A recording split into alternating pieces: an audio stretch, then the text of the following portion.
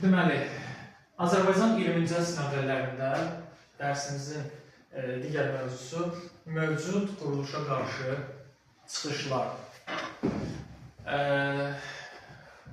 İlk olaraq biz əvvəlki mövzularda demişdik ki, bunu təkrar olaraq yazmışam. 1895-ci ildə Bakıda ilk mütəşəkkil tətil keçirilmişdir.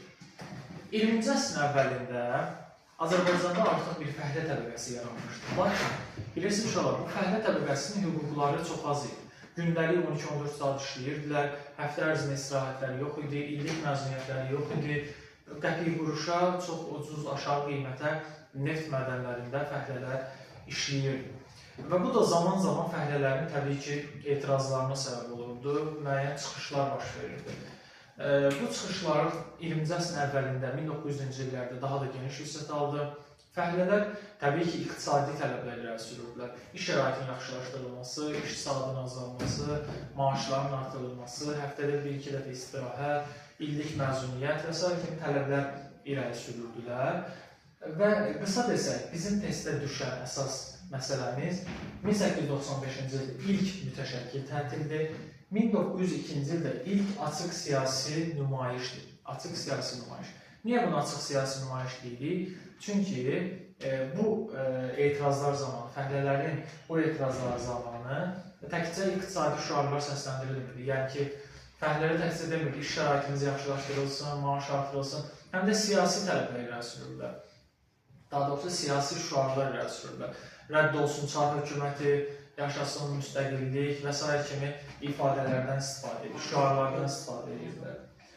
Və 1903 açıq siyasi nümayişə 1903-cü ildə Bibi Heybətdə ilk böyük ümumi tətil keçirilmişdir. İlk böyük. Niyə ilk böyük ümumi tətil deyirik? Təkcə neft sənayesinin və yaxud da bir zavodun fəhlələri deyil də Bibi Heybədin böyük zavodlarının fəhlələri başladılar etirazlar, üsyana. Burada fəhlə komitələri yaradıldı. Onlar ümumi tələblər irəli sürdülər, hansı ki, bu tələblərin bir qismi yerinə yetirildi. 1904-cü ilin dekabr ayının 13-də isə deməli, Balaxanıda neft mədənlərinin fəhlələri başladılar etirazlar. Onlar öz tələblərini irəli sürdülər və nəticədə sahibkarlar məcbur olaraq 1904-cü ilin 30 dekabrında fəhlələrlə Mazot Konstitusiyası adlı bir sənəd imzaladılar. Bu sənəddə nə deyilir uşaqlar? Bu sənəddə deyilir ki, fəhlələrin iş saatı 9 saat endirilir, fəhlələrin maaşları artırılır, həftədə bir dəfə istirahət, ildə məzuniyyət və s. kimi məsələlər yer alırdı. Sonralar digər sahələrin də fəhlələri etiraz edərək 1905-ci ilin yanvarında onlar da öz istəklərinin bir qismini almış oldular. Bu belə Azərbaycandakı fəhlə tətilləri bu qədər. Rus burja inqilabına baxaq. 1905-ci ilin yanvar ayının 9-da paytaxt Petrogradda qanlı bazar günü hadisəsi baş verir. Müəyyən bir əhali qrupu paytaxtda, Rusiyanın paytaxtında təbii ki, etiraz edirlər və bu zaman çar əskərləri həmin əhaliyə atəş açır. Bunun nəticəsində çoxlu insan həlak olur və bu hadisə birinci Rus burja inqilabının baş verməsinə səbəb olur. Artıq ölkədə bütün demokratik qüvvələr səfərbər olur və onlar çar hakimiyyətinin devrilməsə də ən azı əhaliyə müəyyən güzəştlər getməsini tələb edirlər. 1905-ci il, 5-7-ci burja inqilabının zamanı Çar 2. Nikolay məcbur olur ki, 1905-ci ilin 17 oktyabrında müəyyən azadlıqlar haqqında manifest imzalayır. Manifest nədir? Fərman kimi bir şeydir də. Və bundan əvvəl deyək ki, Rus burja inqilabının əks sədası gəlib Bakıya da çatır, o cümlədən digər ucqarlara. Və başlayırlar ucqarlarda, o cümlədən Bakıda, baxın, bura yazmışam, BFDS, nə deməkdir? Bakıda 1905-ci il noyabrından 6-cı il fevralına qədər Bakı Fəhlə Deputatları Soveti edir. Bakı Fəhlə Deputatları Soveti adlı qrup mövcud olmuşdur. Sizcə məntiqlə Bakı Fəhlə Deputatları, Bakı olmasın, ümumiyyətlə Fəhlə Deputatları Soveti nə işə baxar? Fəhlələrin deməli, müstəqilliyini, fəhlələrin deməli, fəhlələrin güzəştlərə verilməsi, ehtiyaclarının dilə gətirilməsi və ya mütəşəkkil fəhlə etirazlarının təşkili üçün bir qurum idi. Lakin bu qurum Bakıda 5-ci il noyabrında yaradılsa da 1906-cı il fevralında qubernatorun əmri ilə fəaliyyəti dayandırılmışdır.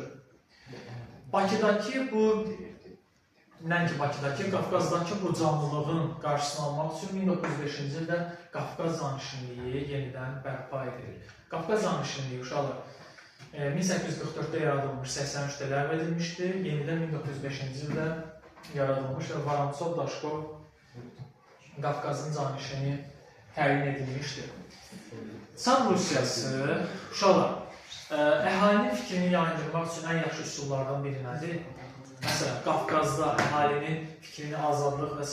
məsələlərdən yayındırmaq üçün. Təbii ki, millətlər arasında nifaq salmaq, millətlər arasında bir qığılcım atmaq. Bu da Qafqazda ən uyğun variant kim idi? Ermənilərlə müsəlmanlar arasında. 1905-ci ilin fevralında deməli, Bakıda və avqustunda isə Şuşada, fevralda Bakıda, avqustda isə Şuşada ermənilərlə Azərbaycanlılar arasında başladı mübahisə, dava. Və bir neçə Azərbaycanlının öldürülməsi ilə Şuşada qırğınlar başladı ermənilər tərəfindən. O cümlədən Azərbaycanlılar da ermənilərə qarşı döyüşlər apardılar. Xüsusilə Şuşadakı qırğınlar Şuşadakı qırğınlar zamanı vəziyyət daha qəliz idi. Bu qırğınlar eyni zamanda 6-cı ilin əvvəllərində də Şuşada davam etdirilmişdi. Baxın, Sultanbəy Sultanbəyovdur, orada başqa bir Topçubaşov var. Bu Topçubaşov deyil, başqa Topçubaşov. Sonra... Əvvəl çəkdiyimizdə. Sonra Hacıradin Tağıyevdir, Murtusu Muxtarovdur. Bu kimi milyonçular, bundan başqa Cəlil Məmməd Qozadənin həyat yoldaşı və digərləri, həm də xanım Cavanşir və digərləri o qırğınlara qarşısını almaq üçün öz dəstəklərini verirdilər. Tağıyev pul göndərirdi, yardım göndərirdi, digər yardımlar göndərirdi. Və Şuşadakı qırğınların qarşısı qətiyyətlə alınır, ermənilər dəfələrlə məğlub edilir. Sonra 1906-cı ildə Tiflisdə bir konferans kimi bir şey keçirilir ki, bu qırğınların iki milləti barışdırılsın və qırğınların qarşısı alınsın. Rusiyadakı müsəlmanların da vəziyyəti bu dövrdə o qədər yaxşı deyildi. Rusiyada daxilində müsəlmanlar hüquqsuz qalmışdılar. Bunun qarşısını almaq üçün Ümumi Rusiya müsəlmanlarının qurultayları keçirilmişdi. 1905-ci ildə, 6 il 7-ci illərdə keçirilmişdi. Yox, 1905-ci ildə, 6 və 6-cı ildə.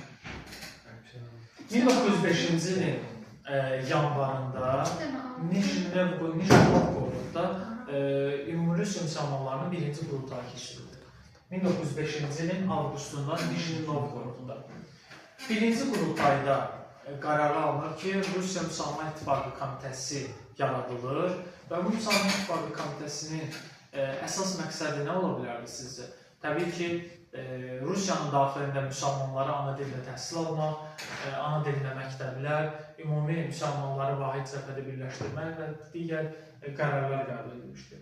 Ümumi Rusiya müsəlmanlarının ikinci qurultayı 6-cı ilin yanvarında Sankt-Peterburqda keçirilmişdir. Və bu qurultayda Rusiya Müsəlmanları İttifaqının nizamnaməsi qəbul edilir. O nizamnamədə yenə də görülməli olan işlər və s. qeyd edilmişdir. Nəhayət, üçüncü isə 6-cı ilin avqustunda yenə də Nijni Novgorodda keçirilmişdir. Bu müsəlmanların qurultayında da qərar alınmışdı ki, daha doğrusu düşünülürdü ki, Rusiya Müsəlman İttifaqı Komitəsinin daimi mərkəzi Bakı şəhəri olsun və Kazanda, Sankt-Peterburqda və digər Bağçasarayda və digər yerlərdə pedaqoji müəllimlər institutları açılsın, müsəlmanlara, türklərə ana dilində təhsil almaq hüququ verilsin. Bu da belə. İndi digər bir məsələmiz son olaraq Azərbaycanın deputatlarının Dövlət Dumasında iştirakıdır. Duma nədir? Bayaq dedim sizə o. 1905-ci ilin oktyabr ayı 7-də Çar II. Nikolay azadlıqlar barədə fərman verir, manifest imzalayır. Bu manifestə görə Rusiyada Dumaya seçimlər keçirilir. Uşaqlar, Duma milli məclis kimidir. Hər xalq özündən ora nümayəndələr göndərməli idi. Həmin nümayəndələr öz xalqının hüquqlarını qorumalı idi hökumət qarşısında. Azərbaycanlı deputatlar 4 dəfə Dumada iştirak edirlər. Birinci Duma 1906-cı ildə Çarın fərmanı ilə fəaliyyətə başlayır. Birinci Dumanın deputatları Topçubaşovdur, Ziyadxanov, İsmail xan Ziyadxanov, Əlmərdan bəy Topçubaşov, Əbdürrəhim bəy Haqverdiyev, Əsədullah deməli Əliyev və Muradxanov olmuşdur. Və bu deputatlardan xüsusən Topçubaşov və Ziyadxanov çox fəallıq göstərmişdilər. Çar hökuməti qarşısında müəyyən məsələlər qoymuşdular. Və buna görə də bu birinci Duma Çarın xoşuna gəlmir, elə bir neçə ay sonra buraxır. 1906-da çağırılır, elə 1906-da da Çar buraxır bu Dumanı. Hətta Dumanın buraxılmasına görə Topçubaşov Vıborq bəyannaməsi adlı bir sənədə qoşulur ki, ona deputatlar imzalamışlar. Məhz bu sənədə qoşulmasına görə Çar Topçubaşovu hətta həbsdə də atmışdı. İkinci Duma bu dəfə 1907-ci ildə Çar tərəfindən çağırılır.